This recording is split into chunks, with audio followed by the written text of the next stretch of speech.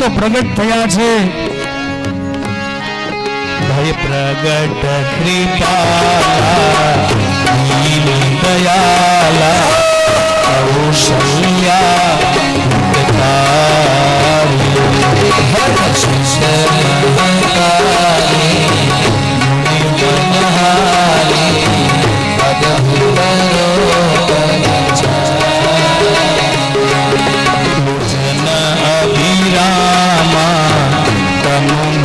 श्यामा निज आयुध भुज चारी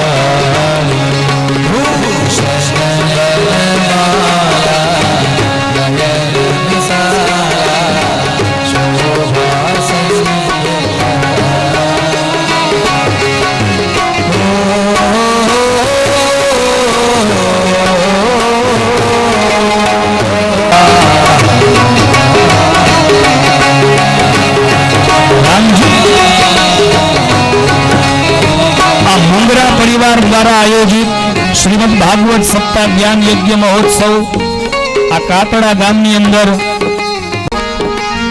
राम जन्मनी आप सौने बधाई हो, बधाई हो, बधाई हो. હવે થોડી વાર માટે વાલા ઊભા થઈ જાઓ. રામજી બધાઈ રહ્યા છે એટલે કોઈને બેસી ન રહેવાય. કઈ દૂર કર જોડી અસુરોની નિહિત કરો નંદા માયા ભૂલ ગયા દીત અમારા વેદ પુરાણા કરુણા સુખ સાગર સર્વગુણ આગર નિહિરાવ સુખ સંતા સોમમ હિતલાગી જન અનુરાગી ભય પ્રગટ શ્રી સંતા ભય પ્રગટ કૃપાલા દીન દયાલા કૌશલ્યા हितकारी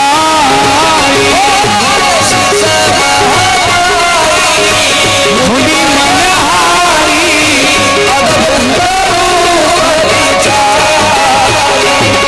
ब्रह्मांड काया निर्मित माया रोम रोम प्रतिवेद करे सोदासी यह उपहास राज ज्ञाना सताना चरित बहुत विद की हमारे कथा सुहाई मातु जाय नहीं तेन पर ही भय प्रगट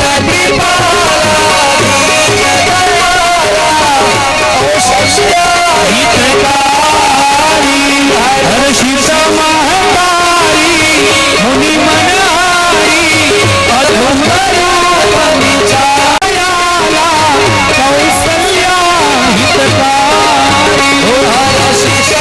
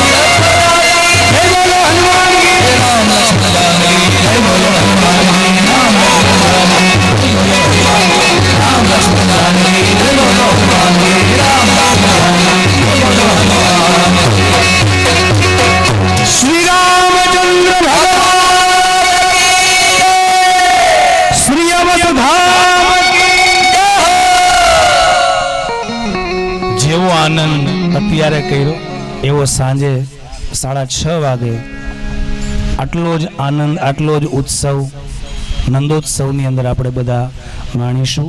અત્યારે કથાને વિરામ.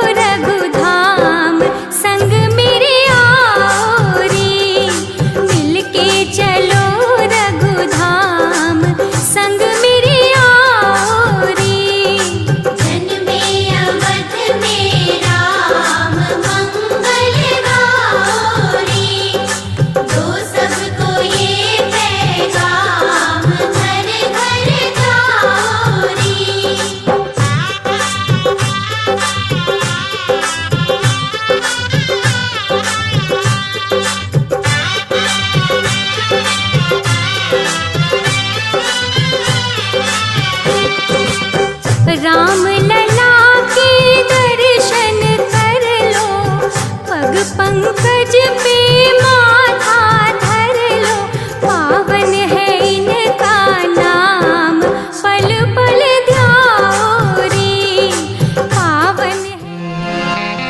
वासुदेवाय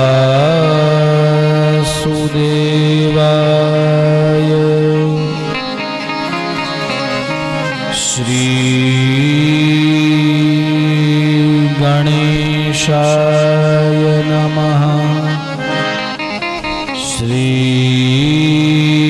सरस्वत्यै नमः। श्री गुरुभ्यो नमः। श्री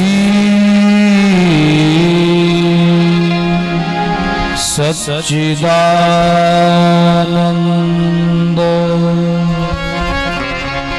घन स्वरूपिणे कृष्णाय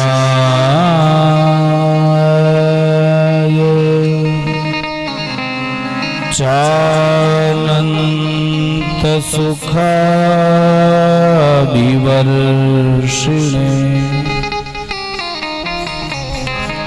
विश्वोद्भव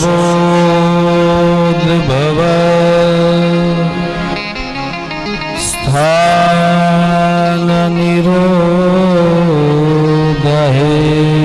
तवे नमो वयं भक्तिरसाप्तये निशम्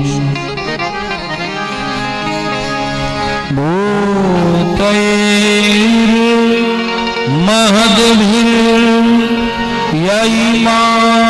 पुरो विभुरो निरमायशोतु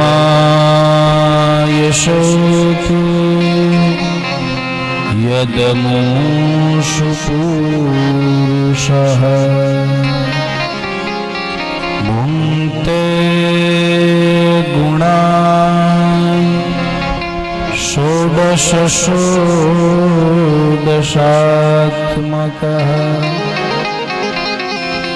सोलं कृश्रेष्ठ भगवान् वचांसि मे स्वस्त्यस्तु विश्वस्य खलः प्रसीदताम्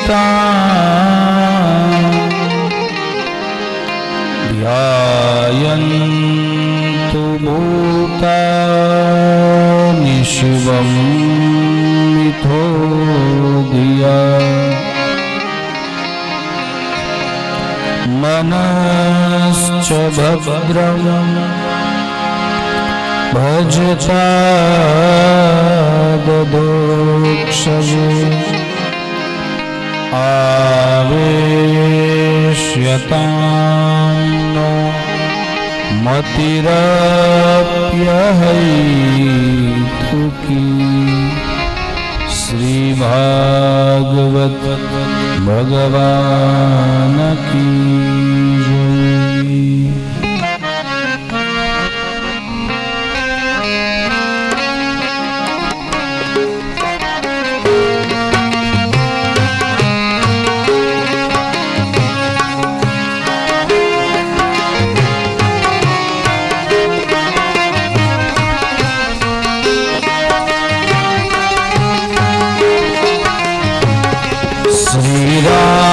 रामचंद्र कृपाल भजन हरण भव भयदारुणम् चंद्र कृपाल भजन हरण भव भयदारुणम् नवकंजलोचन कंज पद कंजारुणम्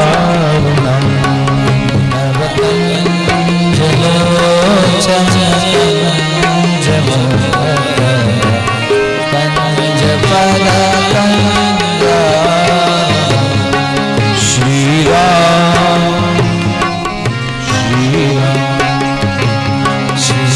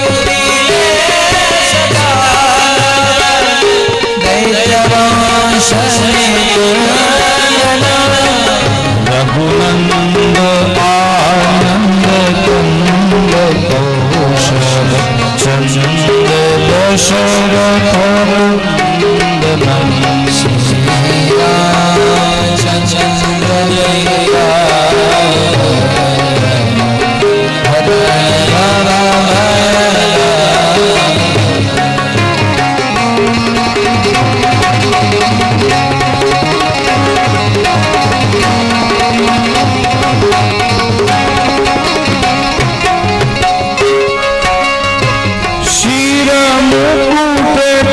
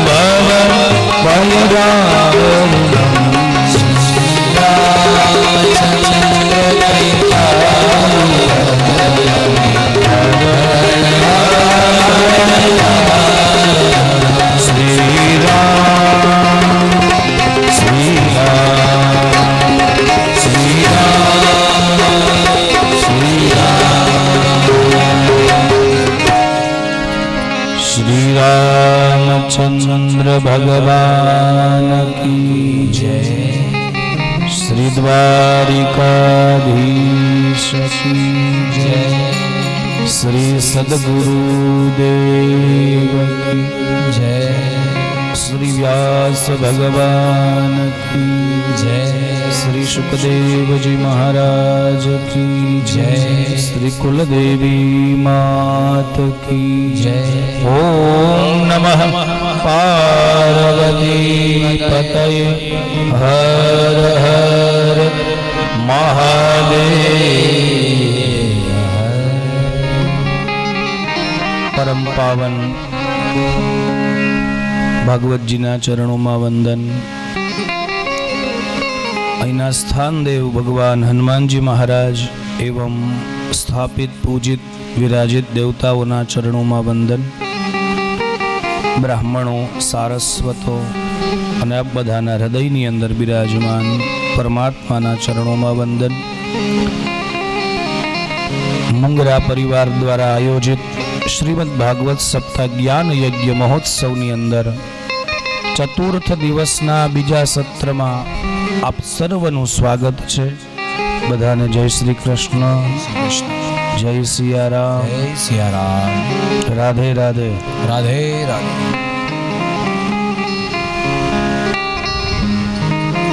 ભગવાન પરબ્રહ્મ પરમાત્મા શ્રી હરિ અવધમાં પધાર્યા છે। રામજીએ અવધની અંદર પધારીને શું કર્યું? ગોસ્વામીજી લખે છે કે માં કૌશલ્યાના કક્ષની અંદર જેવા રામજી પધાર્યા એટલે માં કૌશલ્યા રામજીને રડતા શીખવે છે। કે છે કે મહારાજ ભગવાનને કહે છે પ્રભુ આપ રડો, અને પછી રામજી રડ્યા છે।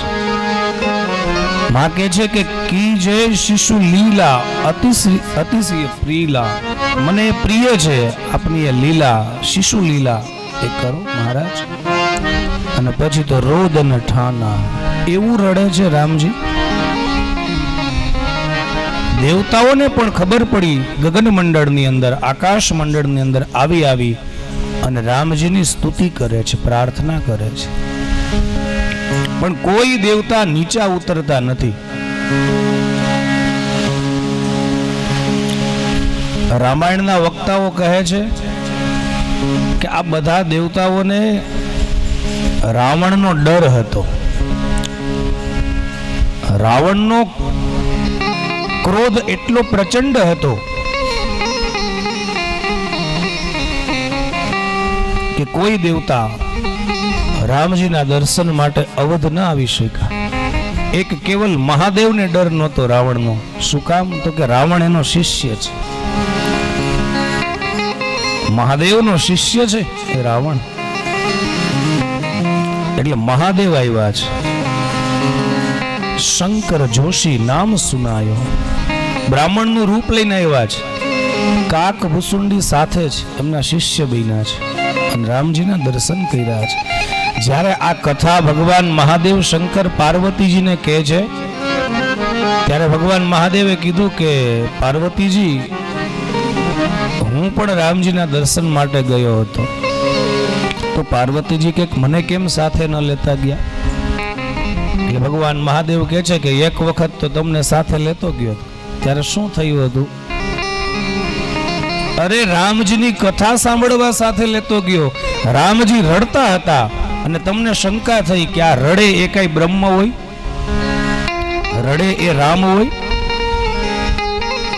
તો હવે એ તો રામજી તો બાલ સ્વરૂપે છે, તો બાળક તો રડતું જ હોય, ફરી વખત તમને શંકા થાય તો એટલે તમને સાથે ન લેતો ગયો। પણ પાર્વતીજી કહે છે કે મહાદેવ એ તમે જેવા ગયા ને એટલે મને ખબર પડી ગઈ હતી તમે રામજીના દર્શન માટે જ જાઓ છો, એટલે હું પણ રમકડા વેચનાર બની અને રામજીના દર્શન કરી આવી। રામાયણ તો એમ કે છે કે પતિ પત્નીએ બંનેએ સાથે કથા સાંભળવા આવવી જોઈએ। શું કામ? તો કે ઘણી વખત સ્ત્રીઓને લગતી કંઈક કથામાં સંદેશ, ઉપદેશ, આદેશ આવતો હોય, ઘણી વખત પુરુષોને લગતો એ કથામાં આવતું હોય. પછી બે જેવા હારે બહાર જાય ને અથવા તો ઘરે પહોંચે ને ત્યારે એકાબીજાએ કહેવાનું કે આજે આવ્યું તું ખબર છે ને, એ તમારે ધ્યાન રાખવાનું. પછી આ બે માણા કથા સાંભળવા આવે ને એટલે વાતો બહુ યાદ રાખે. એટલે એકલા આવ્યા હોય તો કે વાંધો નહીં. ભગવાન મહાદેવ સતીને સાથે લઈને કથા સાંભળવા જાય છે, અને કદાચ પાર્વતીને નથી લઈ જતા તો આવીને એને કથા કહે છે. તો એ દાંપત્ય જીવનની અંદર સત્સંગ હોવો જોઈએ, દાંપત્ય જીવનની અંદર ભગવાનનું ભજન હોવું જોઈએ. રામજી દશરથ મહારાજને ત્યાં અવધની અંદર ક્યારે પધારે છે? કહે છે કે દશરથ મહારાજનું જ્યારે તપ પાકે છે ત્યારે 80 વર્ષની ઉંમર છે દશરથ મહારાજની. દશરથ મહારાજ પોતાની 3 રાણીઓને અતિશય પ્રેમ કરે છે, અને એ 3 રાણીઓ દશરથ મહારાજનો આદર સત્કાર કરે છે. મહાપુરુષો કહે છે કે જે સ્ત્રી પોતાના પતિનો આદર કરે અને જે પુરુષ પોતાની પત્નીને પ્રેમ કરે અને બંને જણા મળી અને પ્રતીક્ષા કરે, એના જીવનમાં ભગવાન અવતરે. ભગવાન એટલે શું? તો કે ભગવાન એટલે સુખ, ભગવાન એટલે આનંદ, ભગવાન એટલે શાંતિ. વાલા યાદ રાખજો, ભગવાન કઈ પ્રત્યક્ષ મારીને તમારી સામે આવી જવાના નથી. અને કદાચ ભગવાન પ્રત્યક્ષ મારીને તમારી સામે આવી જાય તો આપણે શું કરી? કોજી શું કરી? કાંઈ ન કરીને નહીં, મોબાઈલ કાઢી સેલ્ફી લઈ.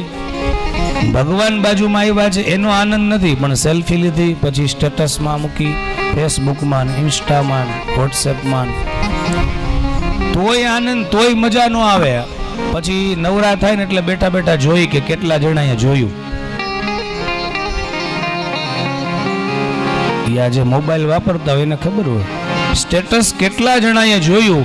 વધારે લોકો જોવે ને તો જ મજા આવે, અને એમાંય જેને બતાવવાનું હોય ને એ ન જોવે ત્યાં સુધી તો નિરાશ ન થાય, હજી આણે નથી જોયું.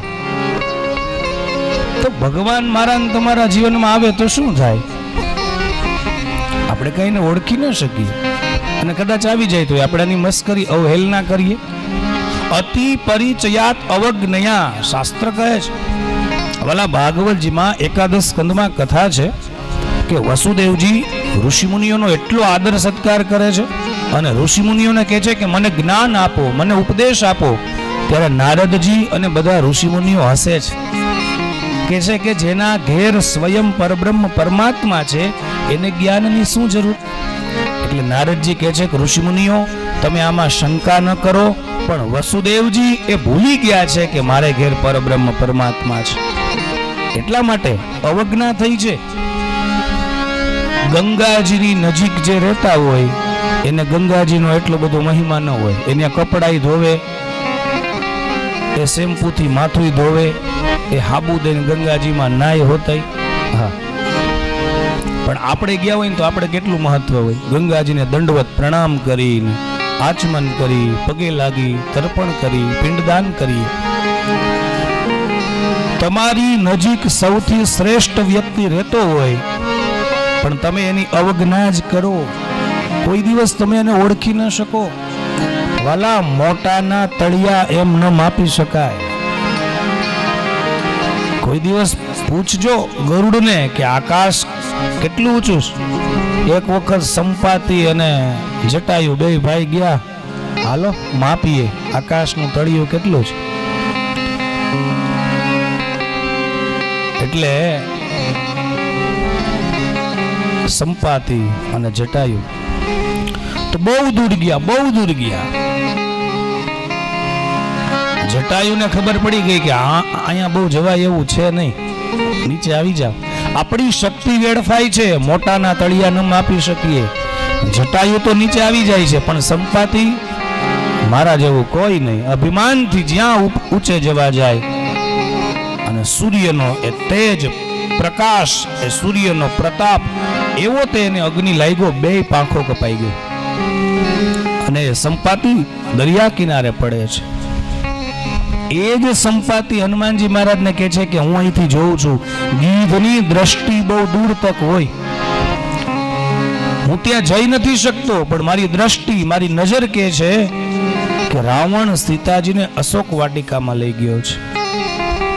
એ જ સંપાતિ, પણ એની પાસે પાંખ નહોતી. શું કામ? તો કે આકાશને માપવા, સૂર્યના તેજને માપવા જાય છે. એટલે કોઈ દિવસ મોટાના તળિયા બહુ માપવા નહીં, એની અવગણના કરવી નહીં. આપણે ન ઓળખીએ કઈ નહીં, રહેવા દો. ક્યારેક કોઈ માછલાને જઈને પૂછજો, જે બહુ મોટું મત્સ્ય હોય ને એને, કે દરિયાને માપ્યો કોઈ દી? એમ થોડો મપાય દરિયો.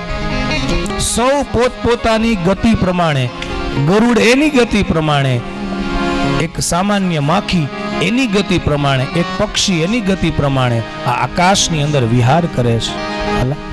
એ મારી તમારી પણ કંઈક ને કંઈક ગતિ છે. પોતાની ગતિ પ્રમાણે જ પ્રગતિ થાય. હા,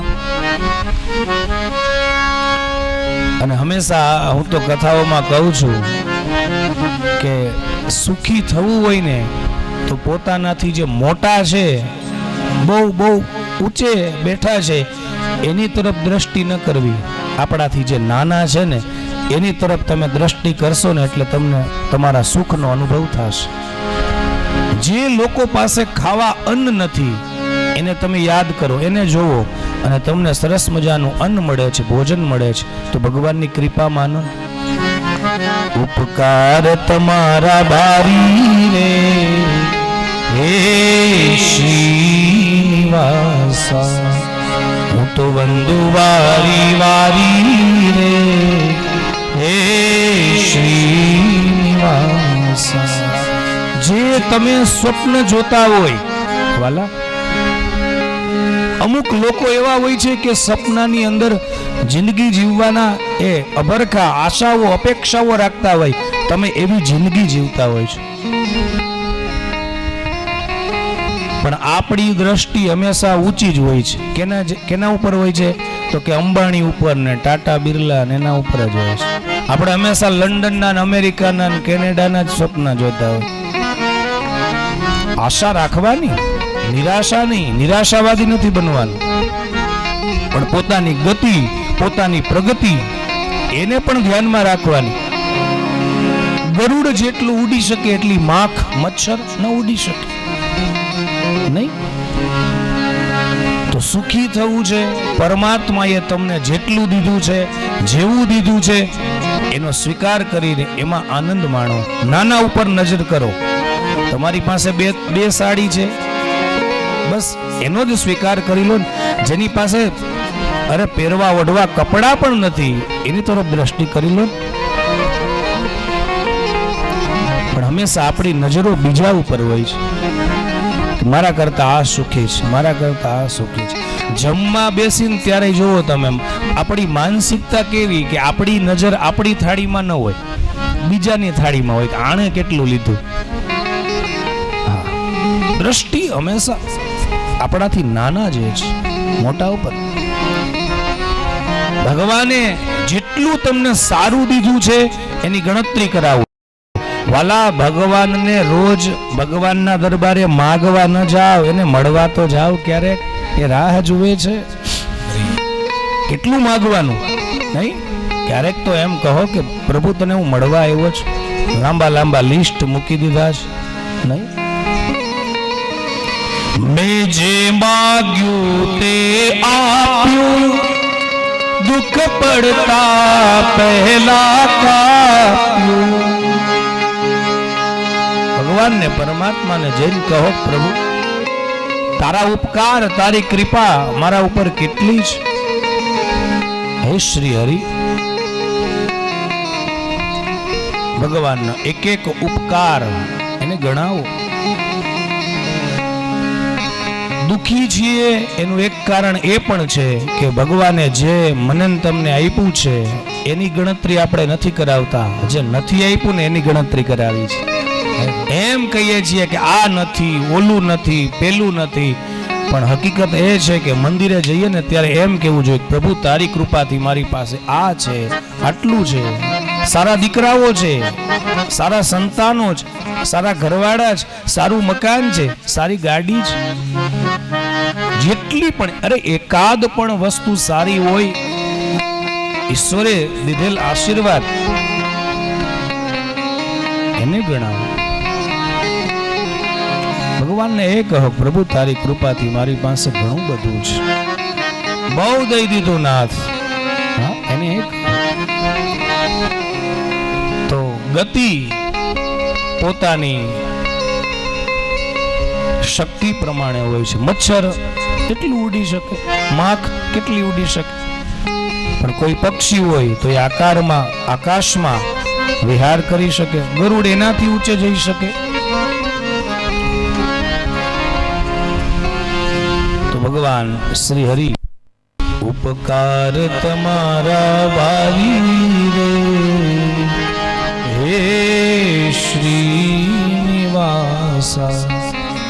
હું તો વંદુ વારી વારી રે, હે શ્રીનિવાસા. મેં જે માંગ્યું તે આપ્યું, દુઃખ પડતા પહેલા કાપ્યું.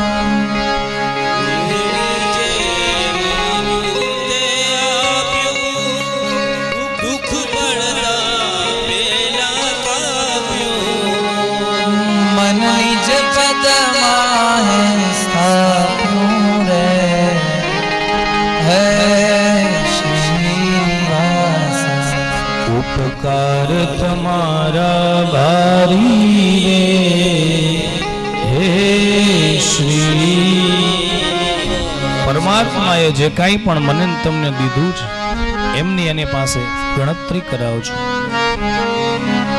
એને ગણજો, એક એક ઉપકારને યાદ કરજો ભગવાન શ્રી હરિને. તો મોટાના તળિયા બહુ માપવા ન જવાય. તો વસુદેવજી એ ભગવાનના પ્રતાપને એને ભૂલી જાય છે. નારદજી એ જ તો કહે છે, ગંગાના કિનારે રહેતા હોય એને એટલું બધું એનું મહત્વ ન હોય. તો રામજી અવધની અંદર પધારે છે, ભગવાન મહાદેવ એમના દર્શને જાય છે, કાક ભૂસુંડીને સાથે લઈ. ભગવાન મહાદેવ તો પાછા આવી જાય છે, પણ કાક ભૂસુંડીજી પાછા આવતા નથી, એ અયોધ્યામાં જ રોકાઈ જાય છે. શું કામ? તો કે નિત્ય શ્રી રામના દર્શન થાય એટલા માટે. ગોસ્વામીજી લખે છે કે રામજીએ અવતાર શા કારણથી લીધો? વિપ્રદેન સુરસંતહિત લિંહ મનુજય અવતાર, નિજ ઈચ્છા નિર્મિત તનુ માયા ગુણ ગોપાલ. કહે છે કે નિજ ઈચ્છા, ભગવાને પોતાની ઈચ્છાથી અવતાર લીધો. ભગવાન શું અસુરોને મારવા આવે છે? રામજી તો એમ કહે છે કે તમે એક આંખનું મટકું મારો ને એટલા સમયની અંદર લક્ષ્મણજી આ ધરતી ઉપર જેટલા પણ અસુરો છે એનો વધ કરી નાખે. રામજી રાવણને મારવા માટે નહીં, રામજી શબરીના બોર ખાવા માટે અવતાર લે છે. રામ એ અવધવાસીઓ, એ જનકપુરવાસીઓ એના પ્રેમ માટે, ભરતજીનો પ્રેમ કેવો છે એ પ્રગટ કરવા માટે રામ અવતાર લે છે. વિપ્રધેનુ, બ્રાહ્મણો માટે. વિપ્ર એટલે બ્રાહ્મણો, સજ્જનો. વિપ્ર ધેનુ, ધેનુ એટલે ગાય. ભગવાન ગાય માટે અવતાર લે છે. સુર એટલે દેવતાઓ માટે ભગવાન અવતાર લે છે. સંતજનો માટે ભગવાન અવતાર લે છે. લિન્હ મનુજ અવતાર. તો અવધની અંદર 1 મહિના સુધી ઉત્સવ ચાલ્યો છે. સૂર્યનારાયણ 1 મહિના સુધી અસ્તાચળમાં જતા જ નથી. વાલા 1 મહિનો સુધી રાત થઈ જ નથી. શું કામ? તો કે સૂર્યનારાયણ એટલા પ્રસન્ન થયા છે. રામજીએ કયા વંશમાં જન્મ લીધો? કહે સૂર્યવંશમાં. રામ સૂર્યવંશી જ. તો સૂર્યનારાયણ એટલા પ્રસન્ન થયા છે. માસ દિવસ કર દિવસ ભાવ મરમ ન જાનહી કોઈ રથ સમેત રવિ થાકે હો નિશા પવન વિધિ હોય. નિશા એટલે રાત્રિ. જો સૂર્યનારાયણ જાય તો અંધારું થાય, તો રાત થાય ને. રાત રાહ જુએ છે કે પ્રભુ જાઓ, સૂર્યનારાયણને પ્રાર્થના કરે છે કે તમારો સમય થયો, તમે જાઓ. પણ સૂર્યનારાયણ કહે છે કે રામના દર્શન કરતા મારું મન ધરાતું નથી. 1 મહિના સુધી સૂર્યનારાયણ અસ્ત થતા નથી અને આ મરમ, આ ભેદ કોઈને ખબર નથી. બધા એટલા આનંદ મંગલ છે, એટલા કિલોલ કરે છે, એટલો તે આનંદ કરે છે અવધની અંદર. પછી તો સૂર્યનારાયણ આ રહસ્ય હતું, કોઈને ખબર નહોતી. ગોસ્વામીજી કહે છે કે એ અમુક મહાપુરુષો જ જાણે કે સૂર્યનારાયણ અસ્ત થયા નથી. ચારેય ભાઈઓના વશિષ્ઠ બાપજીએ નામકરણ સંસ્કાર કર્યા છે. દશરથ મહારાજે કહ્યું પ્રભુ વશિષ્ઠ બાપજીને કે મારા 4 દીકરાઓના નામ આપ પાડો. સૌથી પહેલા રામજીનું નામકરણ સંસ્કાર કરતા કહે છે ઇનકે નામ અનેક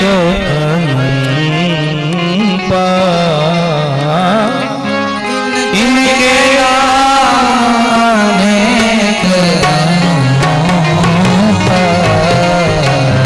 मैं द्रौपद बसमती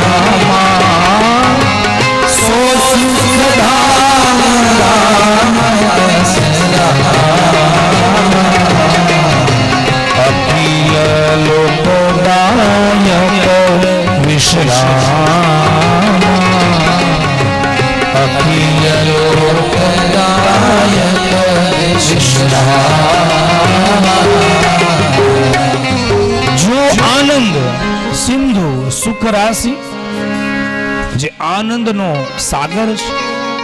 અરે વાલા, એનું એક બૂંદ મને તમને પ્રાપ્ત થઈ જાય ને તો પણ આપણું જીવન ધન્ય બની જાય. આવા શ્રી રામ જે દરેકને રમાડશે માટે એનું નામ છે રામ. જે યોગીઓના હૃદયની અંદર રમશે માટે એનું નામ છે રામ. જે બધાને શાંતિ પ્રદાન કરશે, જે દરેકને વિશ્રામ પ્રાપ્ત કરાવશે માટે એનું નામ છે રામ. સૌથી પહેલા રામજીનું નામ પાડે છે. કહે છે કે રાજા દશરથ, આના તો અનેક નામ થશે, પણ મારી મતિ પ્રમાણે હું વિચારી અને એક નામ આપને કહું છું. એ નામ છે રામ. ભલા, રામ એ મર્યાદા પુરુષોત્તમ છે અને શ્યામ એ લીલા પુરુષોત્તમ છે. જો રામજીનું ચરિત્ર, મહાપુરુષો કહે છે કે અતિ પવિત્ર રામ ચરિત્ર, અતિ વિચિત્ર કૃષ્ણ ચરિત્ર. રામજીનું ચરિત્ર જેને સમજાય ને એ જ ભગવાન શ્રી કૃષ્ણને સમજી શકે. રામજીના જીવનમાં જે જે કંઈ બાકી હતું એ પૂરું કરવા માટે ભગવાન કૃષ્ણ આવ્યા છે વાલા. એક સરયુના કિનારે આવ્યા, બીજા જમુનાના કિનારે આવ્યા. તમે જુઓ, રામ એ કેટલા ભાઈઓ છે? 4 ભાઈઓ છે. ભગવાન કૃષ્ણ કેટલા ભાઈઓ છે? 8 ભાઈઓ છે. 8 કેટલા? ખોટું કહું છું? કેટલા ભાઈઓ છે? ભગવાન કૃષ્ણ કેટલા ભાઈઓ છે? બોલો તો ખરા, કાતડા વાળાને ખબર નથી? હે, 2 જ ખબર છે ને. ઓલા કંસે 6 ભાઈઓને મારી નહીં ખાયની ગણતરી નહીં કરવાની. હે, કંસે જે નાના નાના છોકરાઓને હત્યા કરી એ તો એના ભાઈ જ ગણાય. અને આગળ કથા પણ એવી છે 10મા સ્કંદમાં કે દેવકીજી એ છને બોલાવે છે પાછા, ભગવાન કૃષ્ણને લઈ આવે છે. જ્યારે કૃષ્ણ ભગવાનનો પ્રતાપ ખબર પડી ત્યારે તો રામ 4 ભાઈઓ, કૃષ્ણ ભગવાન 8 ભાઈઓ. રામજીના કરતા એમણે આખી વિચિત્ર લીલા કરી છે. જુઓ, રામજીનો જન્મ થયો દિવસના 12 વાગે અને શ્યામજી પધાર્યા રાત્રિના 12 વાગે. રામજીને વનવાસ થયો, શ્યામજીએ વનમાં રાસ કર્યો. રામજીને એક જ પત્ની, શ્યામજીને 16,108. તોય હજી ના તો પાડતા જ નતા. હજી કોઈને કરવા હોય તો હજી ના નથી પાડતા. હજી તમને એમ થાય કે મારે કૃષ્ણ કનૈયા લગ્ન કરવા છે તો કરી લેવાનું.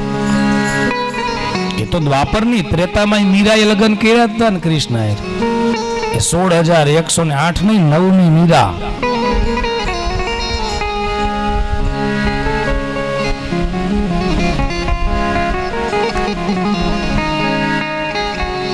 તો ભગવાન શ્રી રામ મર્યાદા પુરુષોત્તમ, ભગવાન શ્રી શ્યામ લીલા પુરુષોત્તમ. હવે જુઓ, રામજી વનમાં ગયા, પાછા આવ્યા, પણ શ્યામજી વૃંદાવન છોડીને ગયા, પાછા ગયા જ નહીં. એ રામજી જાય, શ્યામ કે હું ન જાઉં. વચન આપ્યું તું પરમ દિવસે આવીશ, પણ એનો પરમ દિવસ થયો જ નહીં. આજથી 3જા દિવસે હું પાછો આવીશ, આવું કહીને ગયા હતા ગોપીઓને. પણ ભગવાન કૃષ્ણ આવ્યા નથી. વચન પાલન કરે છે ભગવાન રામ, વચનનો ભંગ કરે છે શ્રી કૃષ્ણ.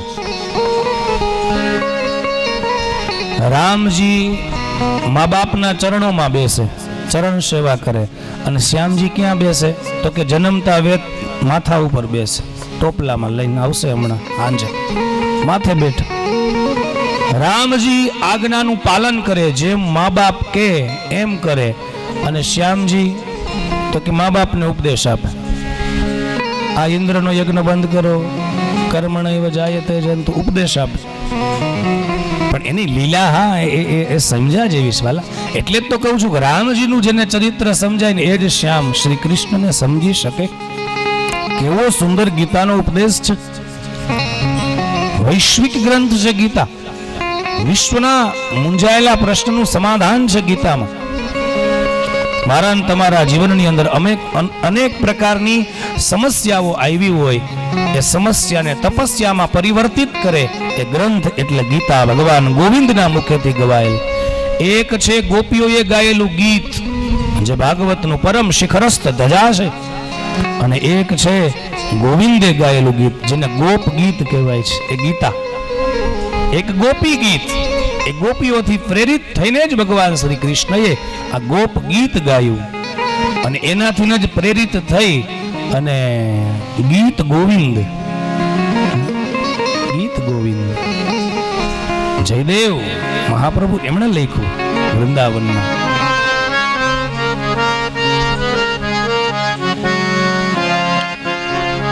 તો ભગવાન શ્રી કૃષ્ણ એ આજ્ઞાનું પાલન નથી કરતા, મા બાપને આજ્ઞા આપે છે કે તમે આમ કરો, અને રામજી આજ્ઞાનું પાલન કરે છે. હવે રામજીના દુશ્મન છે રાવણ. હા, જો સમજજો, રાવણ ક્યાં રહે છે તો કે ભારતની બહાર લંકામાં. અને લંકા કેવી તો કે સોનાની. એ જ રામ શ્યામ બનીને આવ્યા તો એના શત્રુ છે શિશુપાલ, એ રહે છે ભારતમાં અને પોતે ભારતની બહાર દ્વારિકામાં. ઈ કેવી તો કે સોનાની. રામા અવતારની અંદર શત્રુ પાસે સોનાની નગરી હતી. શ્યામ અવતાર કૃષ્ણ અવતારની અંદર પોતે સોનાની નગરી દ્વારિકા બનાવી. વિદેશ કેને કહેવાય તો કે દરિયાને પેલે પાર હોય એને વિદેશ કહેવાય. એટલે દ્વારિકા કઈ જે બેટ દ્વારિકા છે ને એ દ્વારિકા. દરિયાને પેલે પાર, દરિયાને વચ્ચે એક ટાપુ, અનર્થ પ્રદેશ, એ દ્વારિકા. હવે તમે જુઓ, રાવણે સીતાજીનું હરણ કર્યું તો એ જ રામ શ્યામ બનીને આવ્યા અને એ જ રાવણ શિશુપાલ બનીને આવ્યો. તો શિશુપાલના લગ્ન થવાના હતા રૂક્ષ્મણીજી સાથે, એનું હરણ શ્યામે કર્યું. હિસાબ પૂરતો ચૂકતો. રામે પેલા વાલીને છુપાઈ અને બાણ માર્યું કૃષ્ણ અવતારની અંદર. અંતિમ વેળા હતી પ્રભાસના પીપળાના. એ પીપળા નીચે બેઠા હતા ભગવાન. ત્યારે જરાને કહે છે કે આવ અને મને બાણ માર. કારણ તો કે હિસાબ પૂરો કરીએ. કર્મ વાલા યાદ રાખજો, ભગવાન પણ એ બ્રહ્મ છે તો એ કર્મનો હિસાબ તો એને દેવો પડે છે. અરે બ્રહ્મના બાપ પિતા દશરથ, એને પણ પેલા શ્રવણના મા બાપને માર્યા તો એને પણ દીકરા વિના જ મૃત્યુ ગ્રહણ કરવું પડ્યું. બ્રહ્મના બાપને પણ કર્મ નથી છોડતું. કર્મ કી ગતિ ન્યારી, મીરા કહે છે ઉદ્ધવજી, કર્મ કી ગતિ ન્યારી. કોયલને કેવો કંઠ દીધો પણ રૂપ ન દીધું. દરિયો કેવડો મોટો પણ ખારો કર્યો. કર્મ કી ગતિ ન્યારી. તો રામજીના ચરિત્રને જે સરખી, આ ડોંગરેજી બાપજીના વચન છે. ડોંગરેજી મહારાજ કહેતા કે જે રામજીના ચરિત્રને સરખી રીતના સમજે એને જ ભગવાન શ્રી કૃષ્ણનું ચરિત્ર સમજાય, એમને એમ નહીં. તો રામજીના નામકરણ સંસ્કાર થયા. પછી તો ભરતજીના નામકરણ સંસ્કાર કર્યા. કહ્યું કે જે આખા જગતનું ભરણ પોષણ કરશે માટે એનું નામ છે ભરત. જેનું નામ લેવાથી શત્રુતા મટે એટલા માટે એક સુમિત્રા નંદન, એક નાના દીકરાનું નામ પાડું છું શત્રુઘ્ન. જે જગતનો આધાર છે માટે એક દીકરાનું નામ રાખું છું લક્ષ્મણ. રામ, આ નામ આ પ્રમાણે પડ્યા છે, રામ, ભરત, શત્રુઘ્ન અને લક્ષ્મણ. પણ આપણે બોલીએ છીએ રામ, લખન, ભરત અને શત્રુઘ્ન. તો એ ચારે ચાર ભાઈઓના નામકરણ સંસ્કાર થયા. વિશ્વામિત્ર બાપજીને ખબર પડી, જે નિત્ય યજ્ઞ કરતા પણ મારીચ અને સુબાહુ એમના યજ્ઞ સંપન્ન થવા દેતા નથી. એને ખબર પડી કે પરબ્રહ્મ પરમાત્મા અવધની અંદર અવતરિત થયા છે. જો એ ભગવાન આવે તો મારા યજ્ઞ એ સંપન્ન થાય. વાલા, રામજીના પણ બાલ ચરિત્ર અનેક છે, પણ એ આપણે હું કહેતો નથી. કારણ કે રામકથા છે ને એ 9 દિવસની છે અને આપણે થોડી ક્ષણો માટે જ રામકથા કહેવાની છે. રામને હૃદયમાં પધરાવી અને પછી આપણે ગોકુળ મથુરા જવું છે. ભગવાન કૃષ્ણ જ્યાં પ્રગટ થયા તો એ બાળ લીલાઓને વંદન કરી અને જ્યારે કુમારાવસ્થાને પ્રાપ્ત કર્યા ત્યારે વિશ્વામિત્ર બાપજી એને લેવા આવે છે. શું કામ તો કે એમનો યજ્ઞ સંપન્ન થતો નહોતો. મહાપુરુષો કહે છે કે વિશ્વામિત્ર પાસે મંત્ર હતા, વિધિ હતી, યજ્ઞ કરતા કર્મ પણ શ્રેષ્ઠ હતું, તોય છતાં એનું કાર્ય સંપન્ન થતું નહીં. શું કામ તો કે હજી ભગવાન જીવનમાં નથી આવ્યા ને એટલે. વાલા, એમ આપણું કર્મ પણ શ્રેષ્ઠ હોય, આપણી પાસે મંત્ર હોય, વિધિ હોય, બધું જાણતા હોવા છતાં પણ જો જીવનમાં આનંદ ન હોય, આપણા કાર્ય સંપન્ન ન થતા હોય તો સમજવું કે હજી ભગવાનની કૃપા બાકી છે અને એ કૃપા પાત્ર બનવું પડે છે. હા, ઘણી વખત ખાલી લખાવવાથી કૃપા પાત્ર ન બની જવાય. ઘણા મહાપુરુષો હોય, એમના આશ્રયમાં કોઈ રહ્યા હોય તો પછી નીચે લખી નાખે કે આમના કૃપા પાત્ર.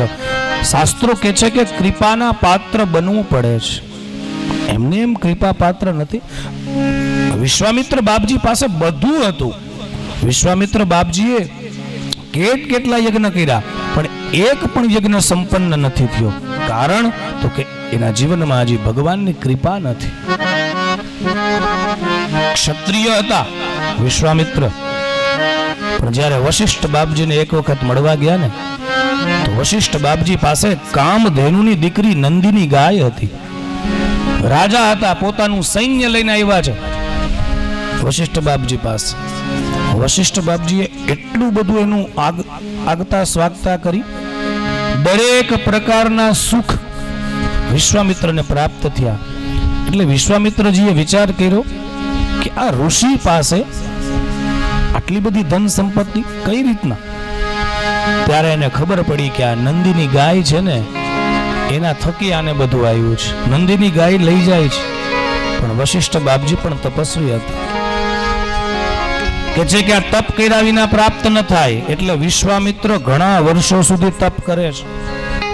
ક્ષત્રિયમાંથી બ્રાહ્મણ બન્યા. બ્રાહ્મણ બનીને અનેક યજ્ઞ કર્યા, પણ યજ્ઞ સંપન્ન ન થયા. કારણ તો કે ભગવાનની કૃપા હજી એના જીવનમાં બાકી હતી. તો યજ્ઞ સંપન્ન થાય માટે વશિષ્ઠ સાથે વેર હોવા છતાં પણ અયોધ્યા આવ્યા છે. વાલા, જેમાં સમાજનું કલ્યાણ થતું હોય ને, ત્યારે આપસના વેર ઝેર ભૂલી જવા. આ કથા મનન તમને એ શીખવે છે. પોતાના મનની અંદર રહેલા દ્વેષને છોડી દેવો, કે હું થોડો ન્યા બોલાવવા જાઉં નહીં. સમાજનું કલ્યાણ થતું હોય, એક પરિવારનું ભલું થતું હોય, ત્યારે ભાઈ ભાઈ અથવા તો ગામના કોઈ પરિવાર હોય, સગાવાલા હોય, એની સાથે વેર ઝેર, દ્વેષ, અદેખા, ઈર્ષા એ છોડી દેવી, સમાધાન કરી લેવું. નહીતર ક્યાં વિશ્વામિત્ર, ક્યાં વશિષ્ઠ, કેવડો મોટો ઝઘડો. ક્યારેક વાંચીને જોજો, કેવડો મોટો ઝઘડો. આ વિશ્વામિત્ર અને વશિષ્ઠ બાપજીના ઝઘડાના લીધે જ હરિશ્ચંદ્રને હેરાન થવું પડ્યું. હરિશ્ચંદ્રને હેરાન થવું પડ્યું, તારામતીને વેચાવવું પડ્યું, રોહિતનું મૃત્યુ થયું. આ બધું કારણ હતું વશિષ્ઠ બાપજી અને વિશ્વામિત્રજીનો ઝઘડો.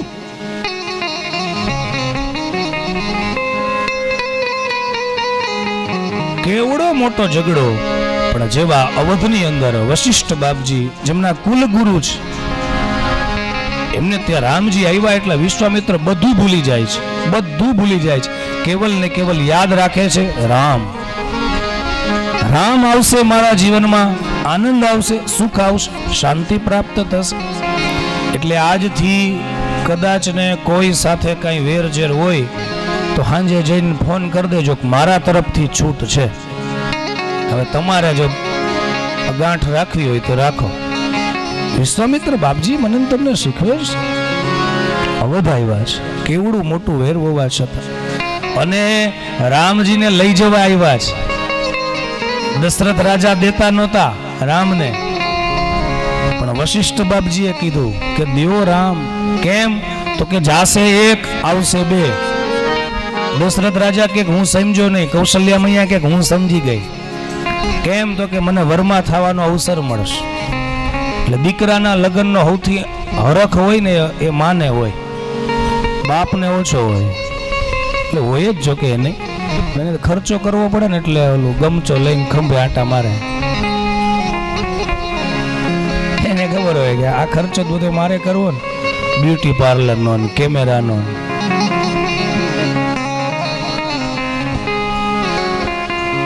અને આ પ્રવીણભાઈ બે હાચવીને બેઠા છો, પાર્લર છે અને આ કેમેરો છે એની પાસે. લે